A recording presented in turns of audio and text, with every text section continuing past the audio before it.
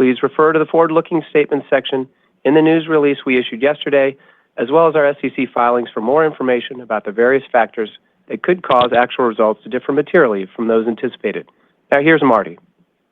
Thanks, Andrew. Good morning, everyone, and thank you for joining us. This morning, we will discuss 2024 financial results, recap events and accomplishments, and look ahead to 2025 and beyond. What you will hear is that the Ameren team's collective efforts produced strong results operationally and financially in 2024.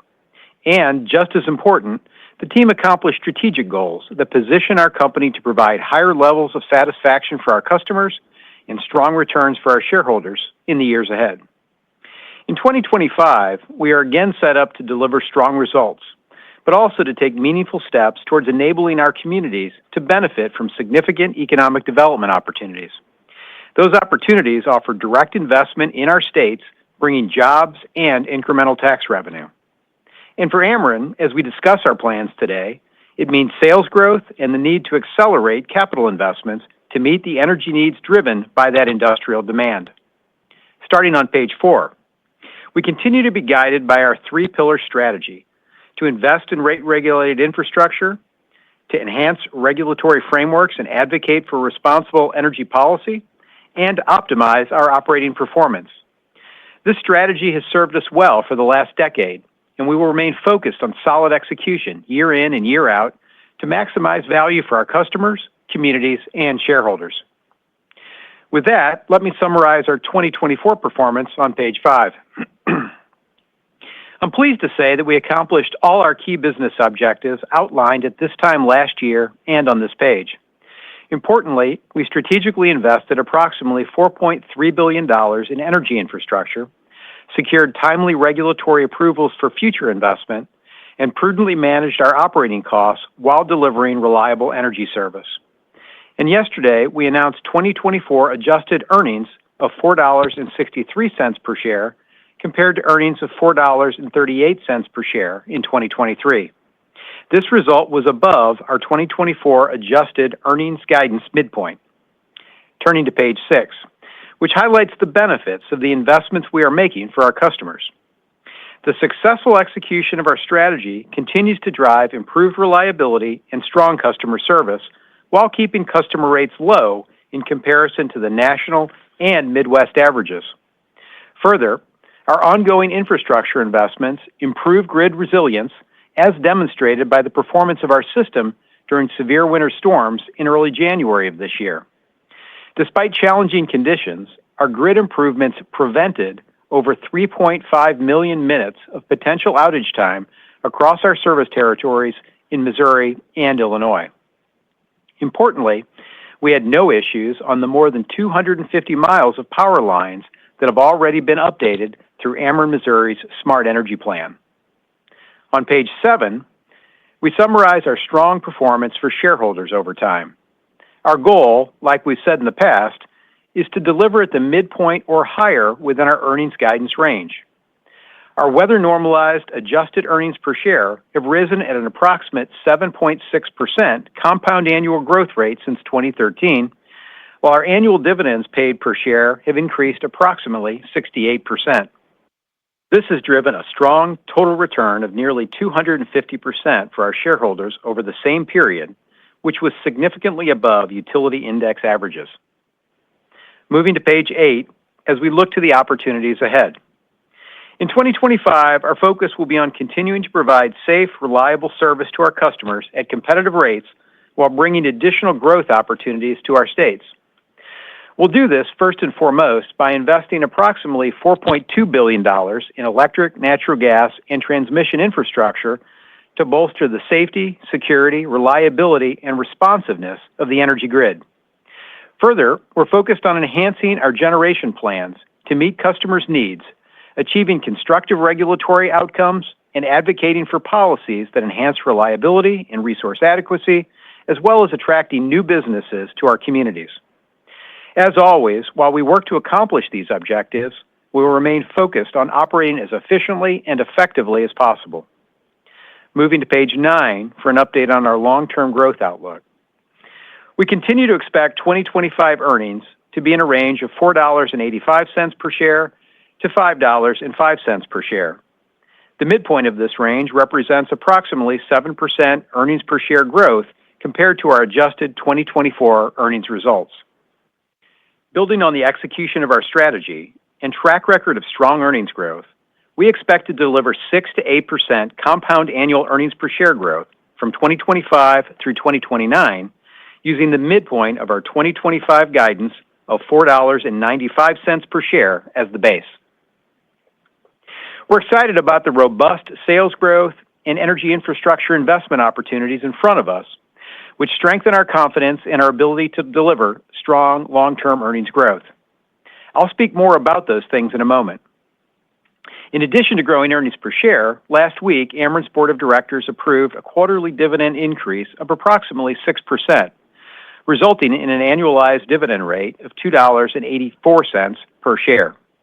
This represents our 12th consecutive year of increasing our dividend, which reflects continued confidence by Ameren's Board of Directors in our business outlook and management's ability to execute our strategy.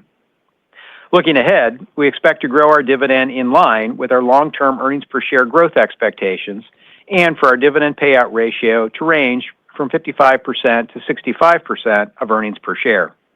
Combined, these elements support our strong total shareholder return proposition. Turning to page 10 for more on the foundation of our earnings outlook. Our strong long-term earnings growth expectation is driven by robust rate-based growth, reflecting investment in energy infrastructure, included in Ameren Missouri's Smart Energy Plan, which incorporates its preferred resource plan, Ameren Illinois' multi-year rate plan, and projects awarded to Ameren in MISO's long-range transmission planning. Today, we are rolling forward our 5-year investment plan, and as you can see, we expect to grow our rate base at a 9.2% compound annual rate from 2024 through 2029.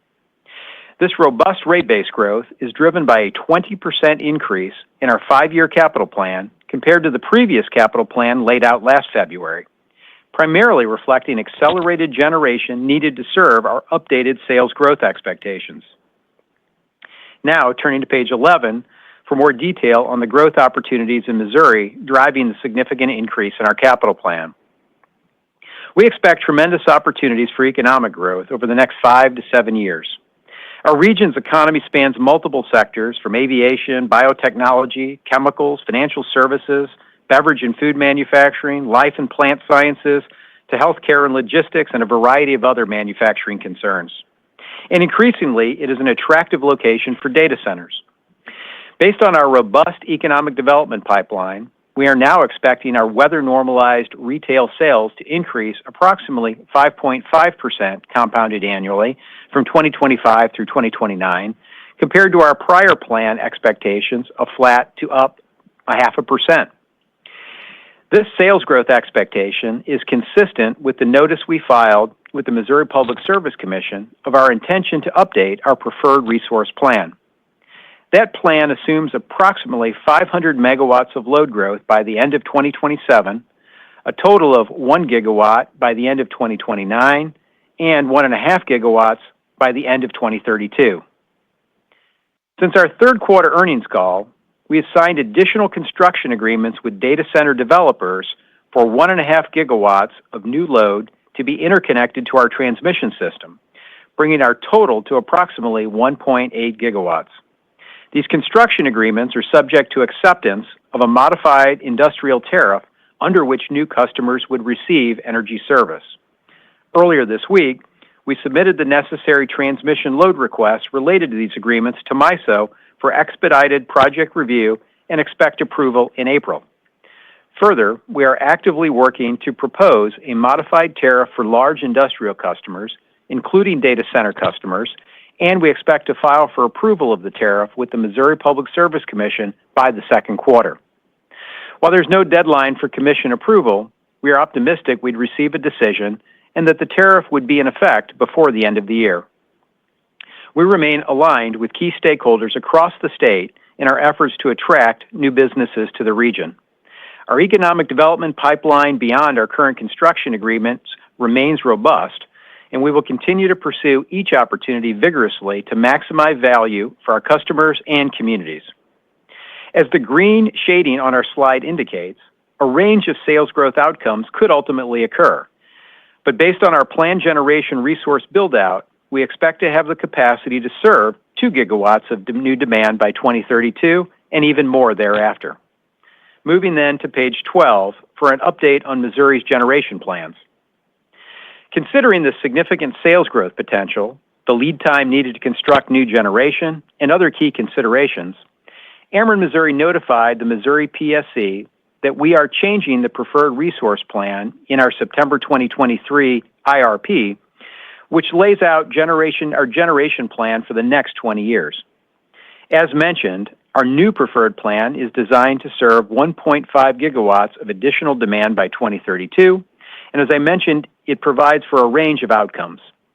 The key objectives of our resource planning remain the same: a balanced mix of resources to provide reliable, lowest cost, and cleaner energy for our customers. Our preferred plan calls for acceleration and expansion of natural gas generation and battery storage, acceleration of solar generation investment, potential extension of the life of our Sioux Energy Center by up to 3 years, and investment in additional nuclear generation by 2040.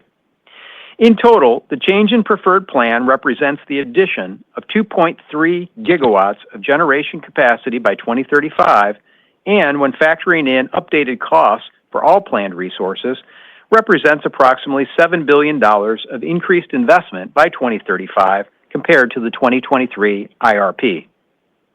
Our execution of this investment plan will lay the foundation for reliable economic expansion in Missouri. For further details on the differences between the preferred resource plan from the 2023 IRP and new 2025 preferred resource plan, see page 31 of this presentation. Turning to page 13 for an update on the new generation recently placed in service or under development. This past year was just a start to the robust generation portfolio additions. 3 new solar facilities totaling 500 megawatts and representing approximately $1 billion of investment were placed in service during the fourth quarter of 2024 as planned. Combined, the 3 facilities are expected to generate energy sufficient to power 92,000 homes annually. And we continue to execute our IRP. We have another 1,200 megawatts of approved generation currently under construction.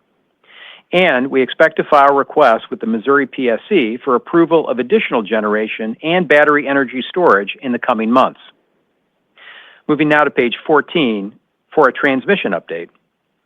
In December, MISO approved a nearly $22 billion Tranche 2.1 portfolio, which is expected to provide significant reliability and capacity benefits for the region. MISO has already selected Ameren to lead $1.3 billion worth of these critical grid infrastructure projects in Missouri and Illinois. The portfolio also includes $6.5 billion of projects which will be open for competitive bid, of which approximately $1.8 billion are in Illinois.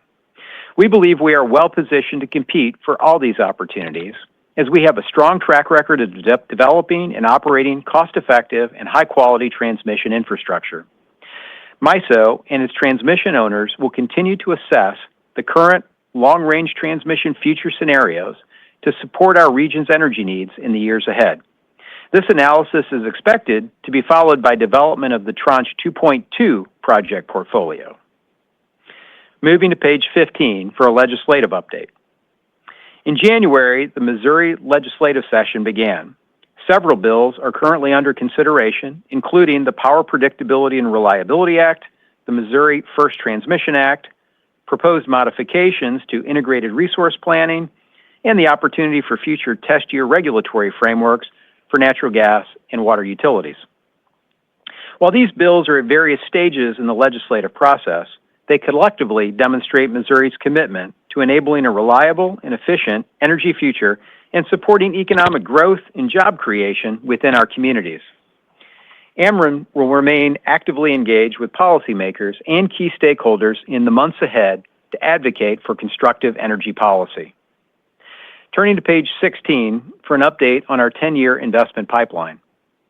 Looking ahead, we have a robust pipeline of investment opportunities of over $63 billion that will deliver significant value to all of our stakeholders by making our energy grid more reliable, stronger, and smarter. In addition, these investments will support many thousands of jobs within our local economies. Of course, constructive energy policies that support robust investment in energy infrastructure will be critical to meeting our region's energy needs and delivering on our customers' expectations. Turning now to page 17, to sum up our value proposition. We remain convinced that the execution of our strategy in 2025 and beyond will continue to deliver superior value to our customers and shareholders. Our earnings growth expectations are driven by strong compound annual rate base growth of 9.2% and strategic allocation of infrastructure investment to each of our business segments based on their regulatory frameworks. Investment in Ameren presents an attractive opportunity for those seeking a high-quality utility growth story. Combined, our strong long-term 6 to 8% earnings growth plan and an attractive and growing dividend result in a compelling total return story. Further, we have a strong track record of execution and an experienced management team. I'm confident in Ameren's team's ability to execute our investment plans and other elements of our strategy across all 4 of our business segments. Again, thank you all for joining us today, and I'll now turn the call over to Michael.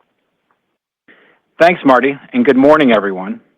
I'll begin on page 19 of our presentation with our 2024 earnings results. Yesterday, we reported 2024 adjusted earnings of $4.63 per share, compared to earnings of $4.38 per share in 2023. Our 2024 earnings exclude 2 charges totaling 21 cents per share.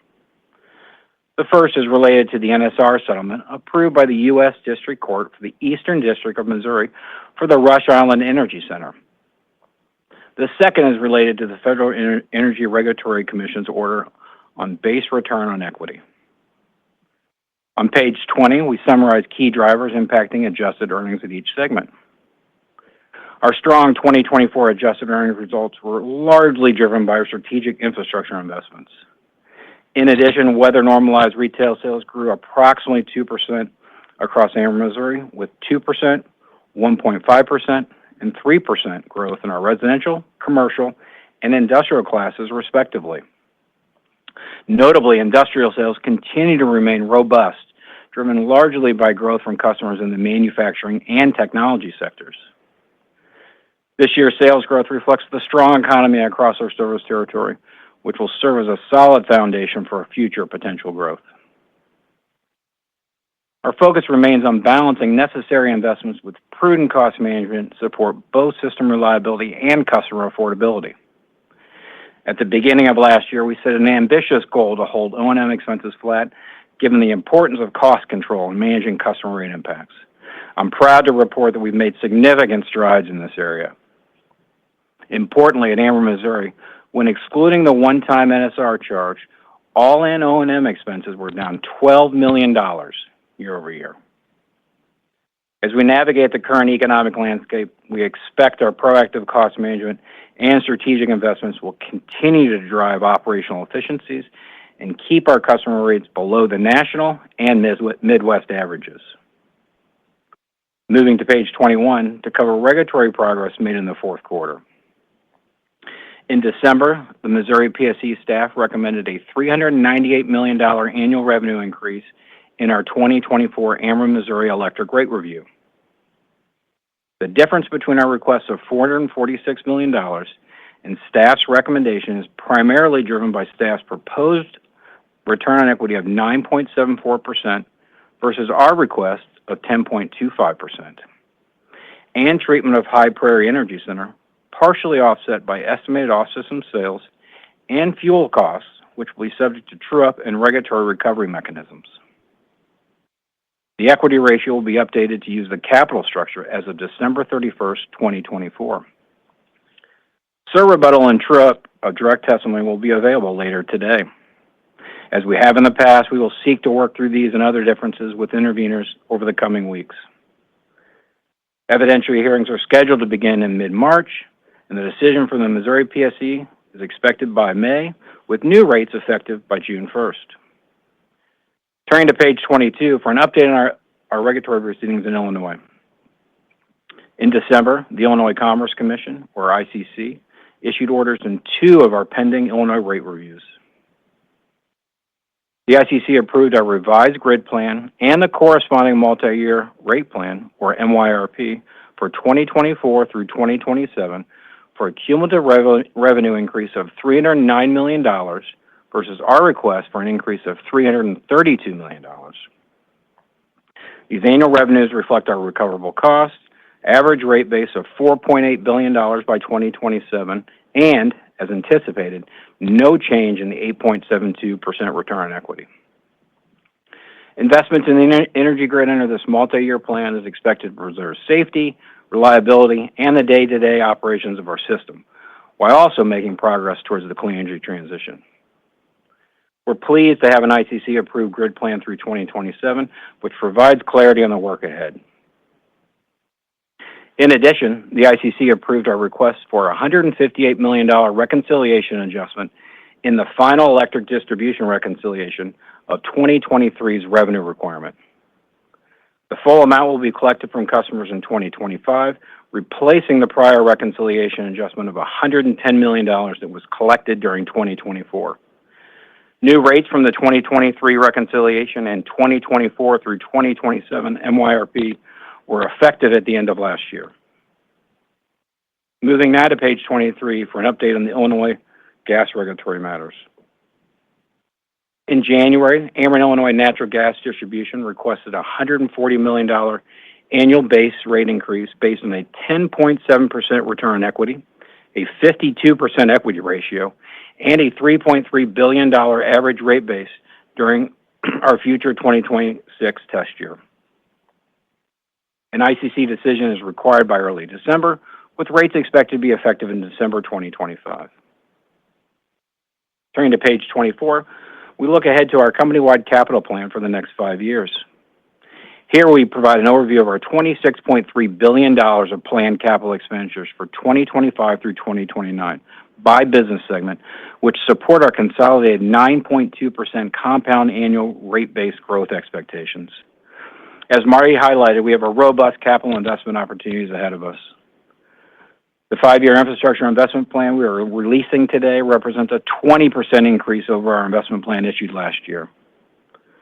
This increase includes additional generation reflected in the Ameren Missouri Smart Energy Plan, including the new Preferred Resource Plan and the Ameren Illinois MYRP order.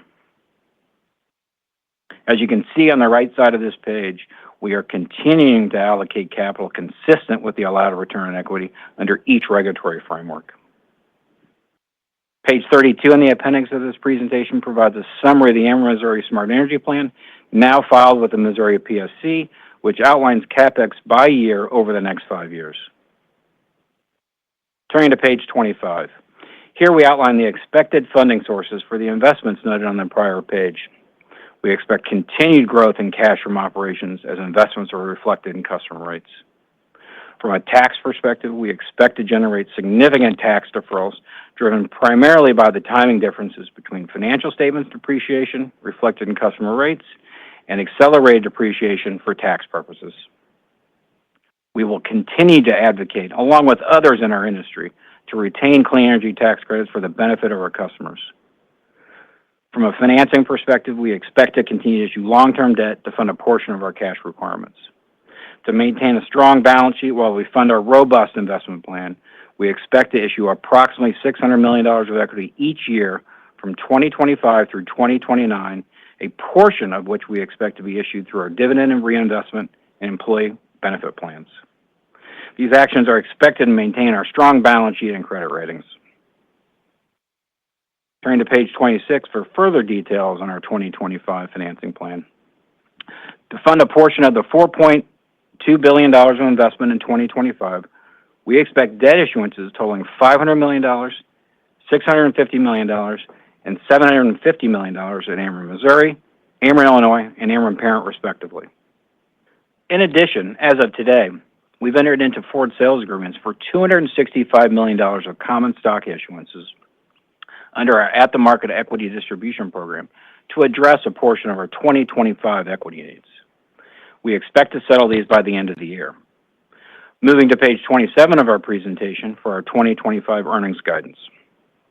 Today, we are affirming our 2025 diluted earnings per share guidance range of $4.85 per share to $5.05 per share, the midpoint of which represents approximately 7% growth compared to our 2024 adjusted earnings results.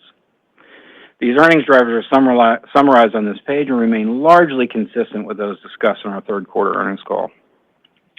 We expect our disciplined cost management to hold operations and maintenance expenses to around a 1% compound annual growth rate over the 5-year plan. Finally, turning to page 28, we remain confident and excited in our long-term strategy, which we expect will continue to drive consistent, superior value for all of our stakeholders. We have strong investment opportunities that benefit our customers and attract and support new business.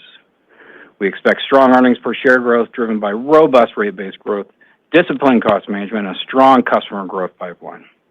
As we said before, we have the right strategy, the right team, and the right culture to capitalize on opportunities to create value for our customers and shareholders. We believe this growth will compare favorably with the growth of our peers. Further, Ameren shares continue to offer investors an attractive dividend. In total, we have an attractive total shareholder return story. That concludes our prepared remarks. We now invite your questions. At this time, we'll be conducting a question-and-answer session. If you'd like to ask a question, please press star 1 on your telephone keypad. A confirmation tone will indicate your line is in the question queue. You may press star 2 if you'd like to remove your question from the queue. For participants using speaker equipment, it may be necessary to pick up your handset before pressing the star keys. One moment, please, while we poll for questions.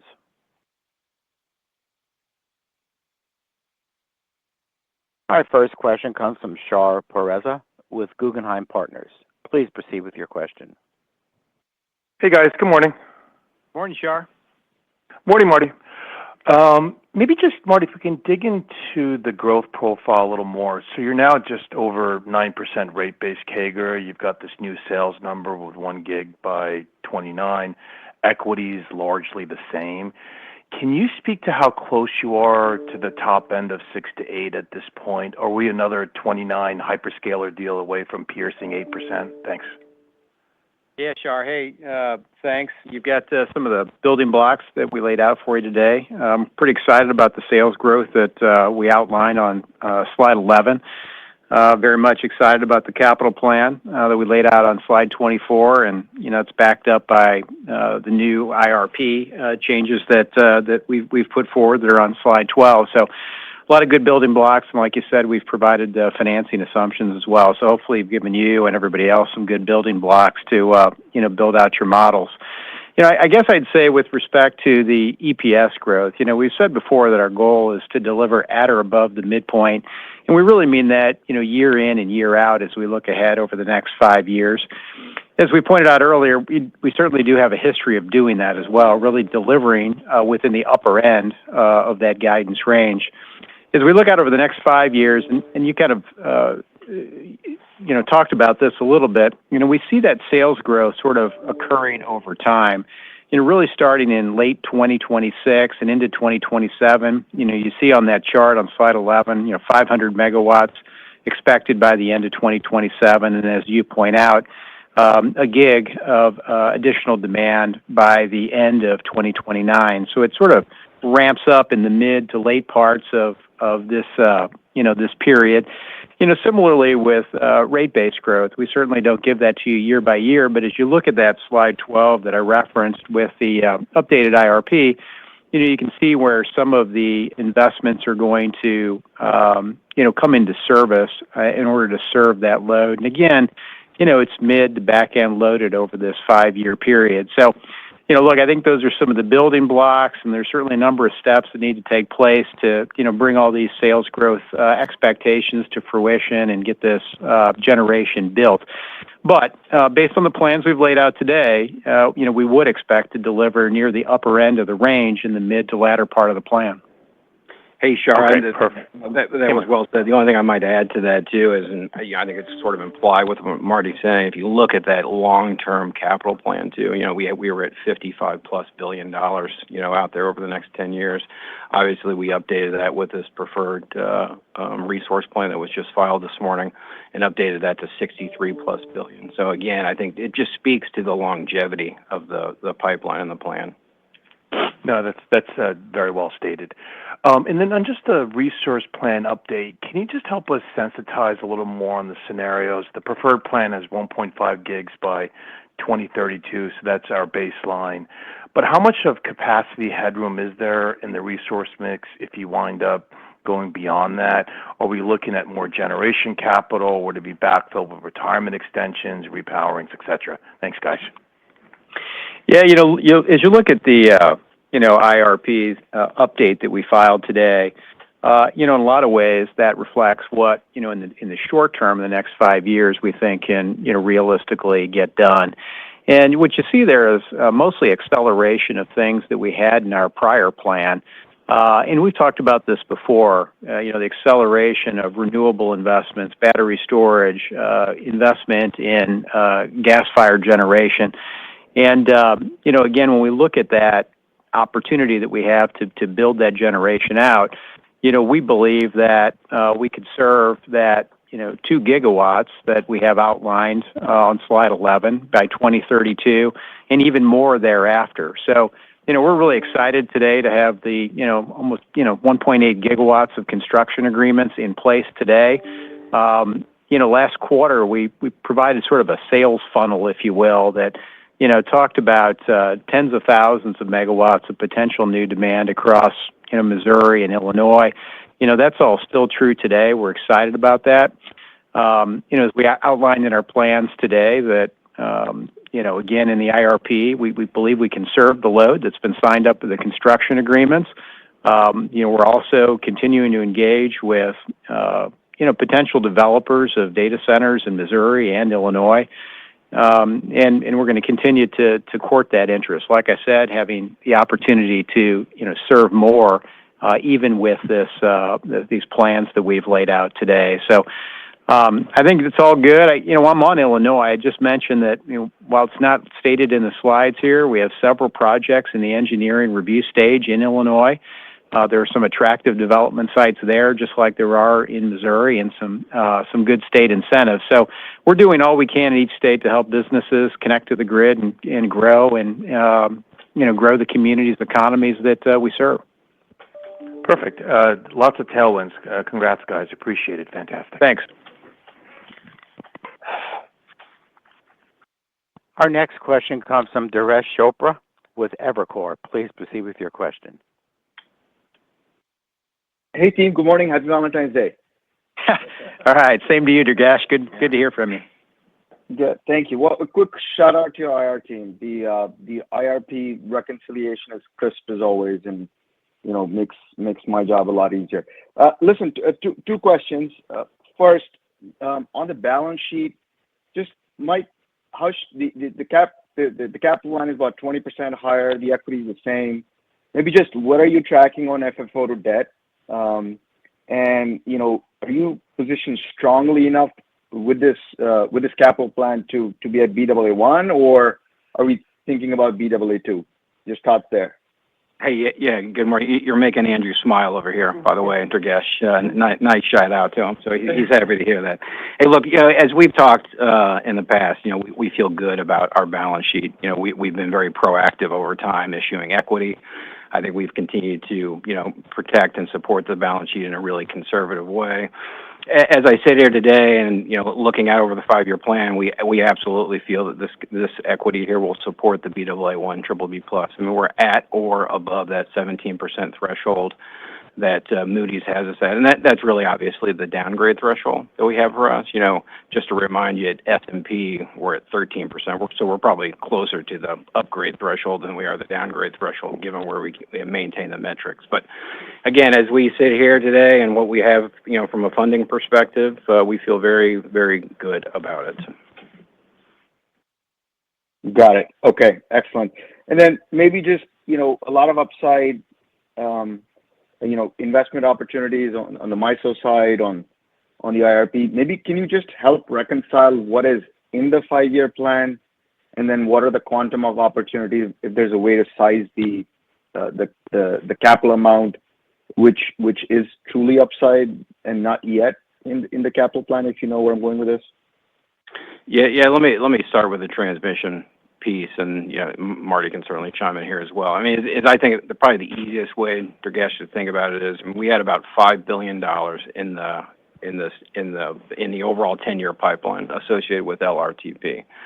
And so about $2 billion of that was in this first 5 years, which, has been allocated to us as part of those, that first tranche one plus those competitive projects that we won.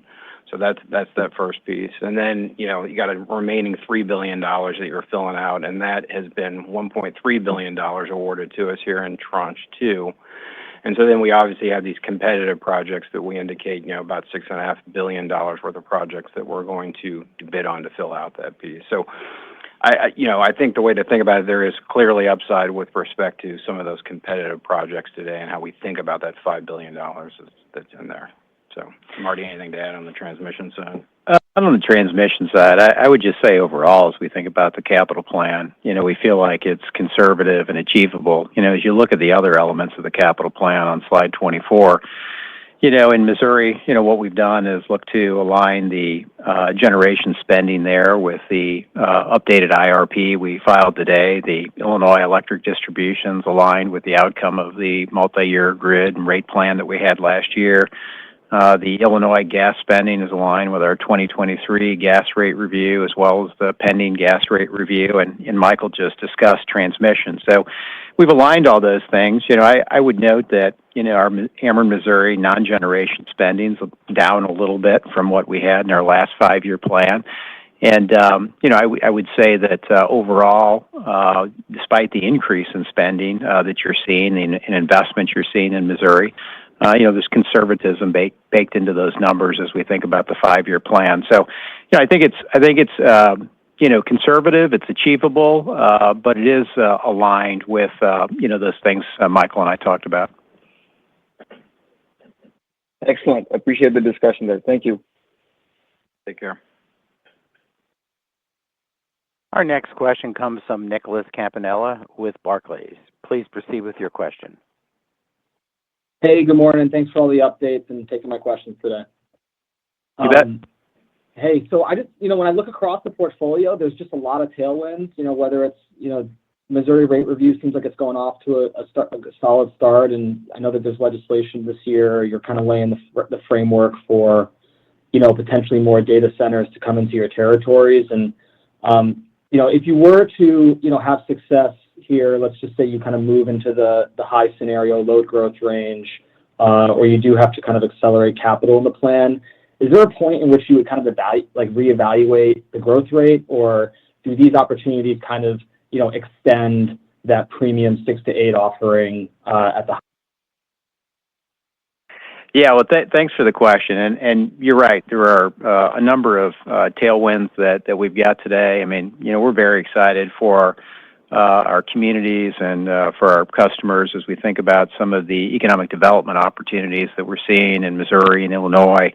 And as you mentioned, for us, it certainly means opportunities to invest, to support those businesses, to help grow those businesses and impact our sales. And, we are pleased that, in Missouri in particular, there's good alignment, I believe, with stakeholders to really go after some of these economic development opportunities and provide some of the regulatory tools and mechanisms and outcomes to be able to support the continued investment and growth in our community. So I think that's all good.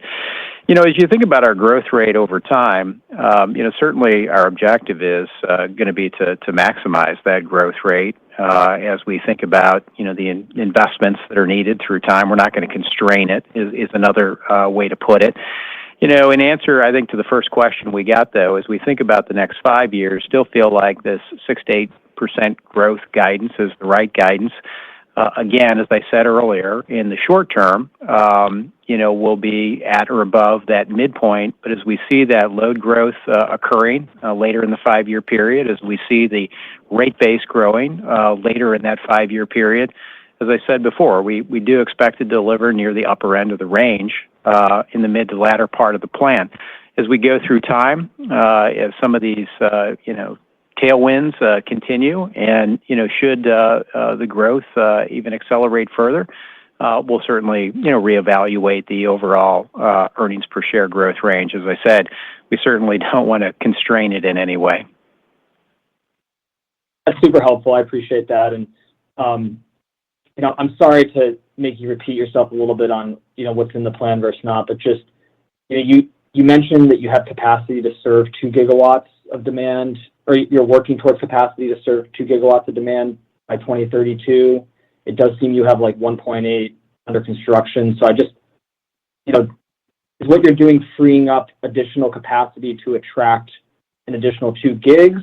So if you were to have an, additional, demand, you'd have to do more CapEx for that? Or does this plan and this CapEx plan create that capacity for you? I just wanted to understand that.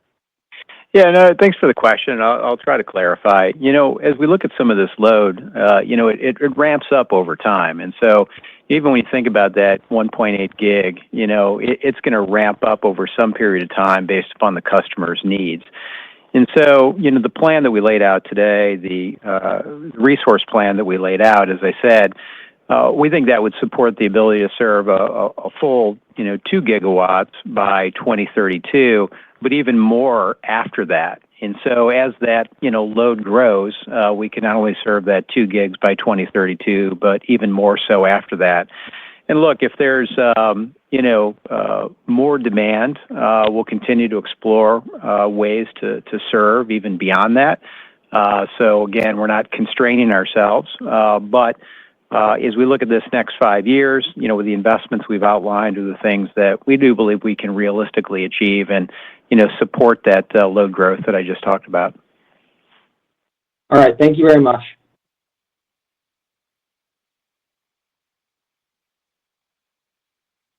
For anyone who had wanted to ask a question, please press star 1 and go back into the queue, and we will continue with our Q&A session.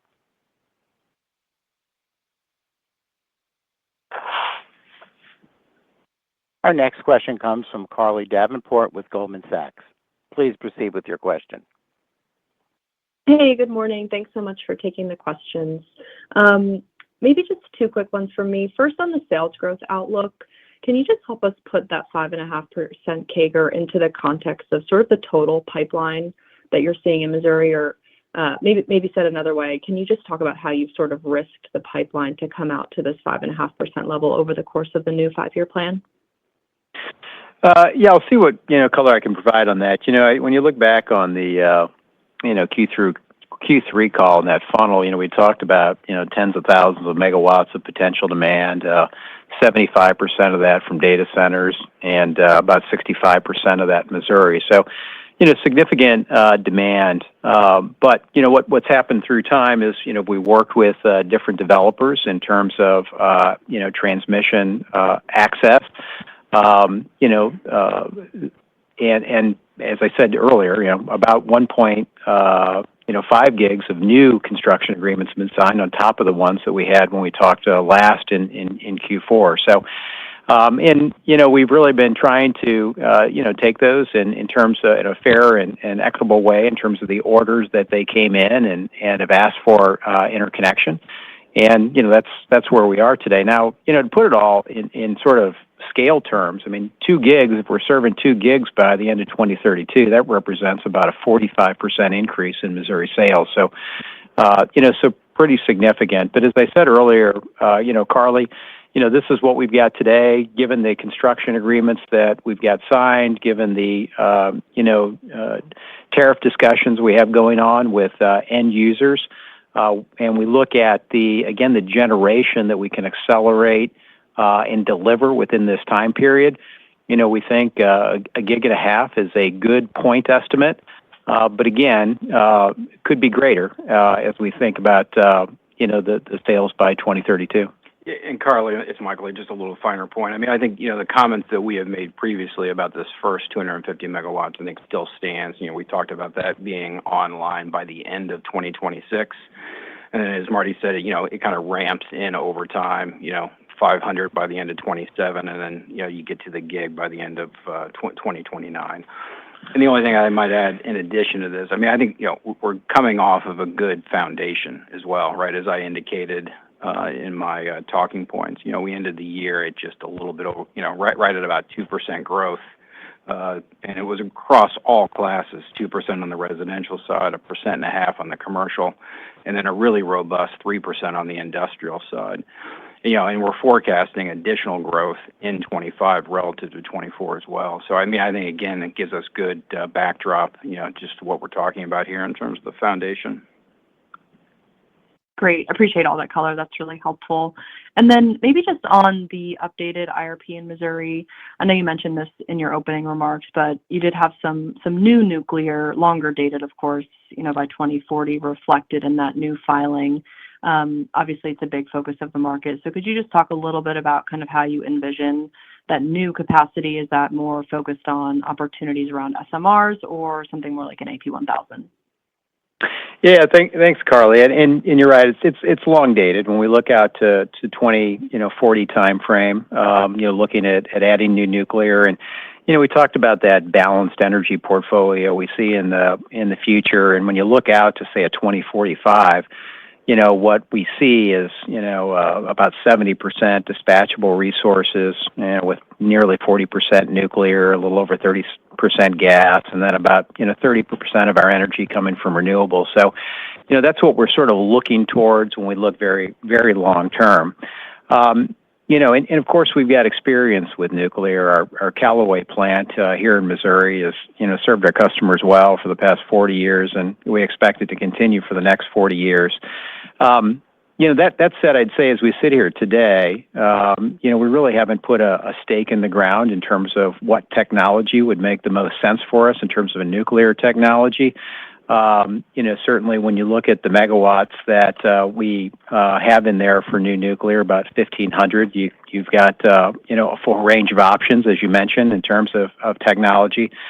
But what we're really looking to do over the next 3 to 5 years is to devote resources internally to monitoring and studying these technologies closely and exploring, perhaps what activities might be prudent to take that would, say, be technology agnostic, which might include things like construction, permitting, and the like.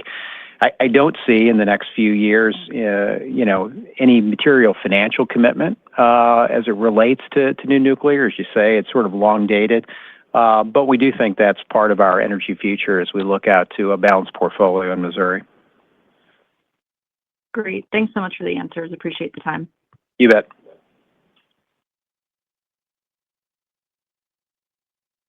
Our next question comes from Julien Dumoulin-Smith with Jefferies. Please proceed with your question. Hey, good morning, team. How you guys doing? Great, Julian. How about you? Hey, great. Happy Friday. With that said, you guys, just a remarkable update here across the board, whether it's the minimal, limited incremental equity, great roll forward on the rate base here. Really what's left to address on the call here is, as you think about regulatory lag in front of you in this investment cycle, can you speak to that a little bit here and what you're facing, if there's any kind of timing issues? Obviously, you're emphasizing being at the upper end of the plan in the back half of the years. Can you speak to maybe any kind of earned ROE expectations and maybe marry that up against expectations and how to frame and sensitize any potential legislative outcomes here? Obviously, you spoke to some of them in brief earlier, but maybe just kind of square that up, if you will, and set any expectations on the cadence of earnings through the 5-year period, too. Let me start on the regulatory lag, and then Marty can come in and talk about the legislative process. Julian, as you know, we've always, managed these businesses prudently, tried to earn as close to our alloweds as possible. If you kind of look at where we are on a historical basis versus, someplace, in excess of 10% kind of across the overall portfolio of different returns.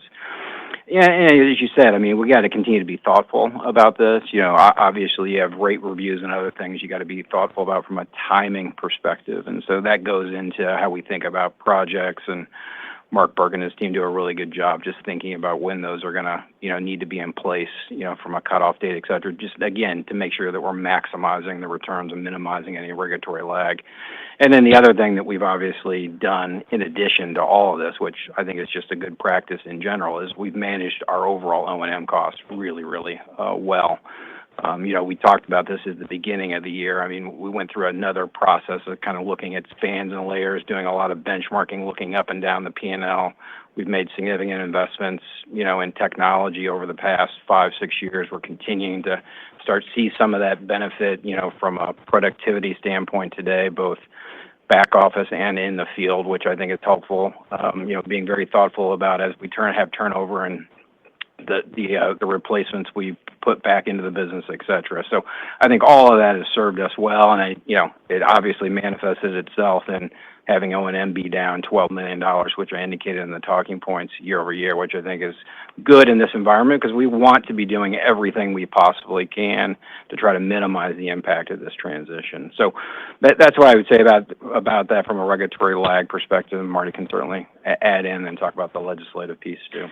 Yeah, I thought that was good, Michael. I think, Julie, as you go through time, we'll have to, adjust and think through the timing of our rate reviews, as Michael mentioned, for a variety of factors. But again, some of it's going to be, really getting better visibility in terms of how some of the sales growth is going to occur through time and, refined timing on some of the, I'll call it chunkier in-service dates on some of the elements of our integrated resource plan. And, those things will help to refine our regulatory timing as well as thoughts on regulatory lag. But, you did mention, legislation in Missouri. There are a number of legislative initiatives that are progressing. As you know, the legislative session just recently kicked off and goes through, I think, May 16th of this year. So, quite a bit of time. But, we outlined on slide 15 a number of, various pieces of legislation that are sort of percolating. And, some of them are familiar to you, things we've talked about in the past, like really extension of PISA. As you think about some of these generation investments we want to make, getting that sunset pushed out in time is really helpful to us, gives us, greater visibility in terms of regulatory framework and certainty through time, extending that to include natural gas generation. Again, we've got that built into our plan. These things are, important in terms of supporting this economic development, this investment in generation. You see other things like, the Missouri First Transmission Act, really making sure that we can get transmission built quickly, have good import-export capability in our region, again, supports this economic growth. And then you see some of the other things that are percolating, changes to the integrated resource planning, allowing QIP in rate base for new natural gas generation or other energy centers. So you see, forward test years for natural gas and water. So I think some, good constructive things that would be, again, incrementally supportive of investment in the state and incrementally supportive of broader economic growth and development in the state. And so, the active consideration on these, there's a long way to go, but we have, recently seen some, Senate action on that in particular, so a consolidation of a number of these bills into one bill with Senate Bill 4. So, I'd encourage you to continue to monitor these. We'll certainly continue to, as well as others, to actively engage. But I think some just, good constructive discussion that about things that would be supportive of investment and economic growth in our state. So, thanks. Excellent, guys. Best of luck. It's a real pleasure to see us coming together. All right, you guys take care. You too, Julian. See you soon. Our next question comes from Anthony Crowdell with Mizuho. Please proceed with your question. Hey, good morning, guys. Thanks for the update. Hopefully just two quick questions. One is, I think, on slide 31, where kudos to Andrew again. You do a great job of breaking it out. Just wondering, 2030, you have 1,600 megawatts of gas, 800 more than your original plan. We hear or see in the papers the challenges of procuring new gas-fired generation. Just anything you could add on the ability to add that generation? I have one follow-up. Yeah, hey, no, this is Michael. We feel good about that addition. I mean, we've taken steps along the way in Missouri to make sure that we could procure what we needed to get this online, given the importance of it, given the significance of what we're seeing from a supply chain perspective. So I think we've mentioned this before, but I think those steps have served us well, and, we should be in good shape to bring this online. Still a lot of work to do, but from a, critical component standpoint, we're set. And great. And then on the S&P rating, just if you could just give me the numbers, I missed it to the earlier question on, I think you said you're closer to the upgrade threshold. Would you mind just those numbers again? Yeah, our downgrade threshold at S&P is 13%, Anthony. And so, we've been certainly north of, 17 or above there on that calculation. And so I don't know exactly what the upgrade threshold is, but it's, we're much closer to that than we are the downgrade threshold. That's the point I guess I was trying to make. Great. Thanks so much for taking the question, and congrats on a great update. Thanks, Anthony. Our next question comes from Bill Appicelli with UBS. Please proceed with your question. Hi, good morning. Hey, Bill. Question on the large load tariff that you're going to be filing. Can you just share some details around that? Is that going to have minimum load commitments for a set period of time? Is there an expectation that this is, new load that's going to be, have a neutral impact or potentially a beneficial impact to existing customers? Any color you can share on that filing? Yeah, Bill. I'd say it's premature to say exactly how it's going to be structured, but you're hitting on the right points. We're actively working with some of the prospective customers to finalize the tariff. I'd say, discussions are going well, but you're right. I mean, typical contract items, things like, revenues to cover the cost to serve, tenor of contract, minimum takes, exit provisions, credit provisions. I mean, these are the things that, we're focused on. Okay. But the point would be that, existing customers would be held, would be neutral to the large load coming on? At a minimum, yes. Yeah. Okay. And then just on the Missouri rate case, I think there's a settlement window coming up next week. I know you've got hearings, I said for middle of March, but any update on how you're feeling around maybe the possibility of settling the rate case in this upcoming window? A little bit, Bill, it's Michael. Again, I think as I indicated on the call itself, I think we sit in a good spot at this point. In terms of the differences between us versus staff, I think we indicated, we're the last update we were at 446 versus 398 from staff, and so most of that is being driven by ROE. They're at 9.74, and we're at 10.25. And then there's an issue associated with this High Prairie wind play. So I think, ultimately, we always look to try to find a constructive way to get these settled.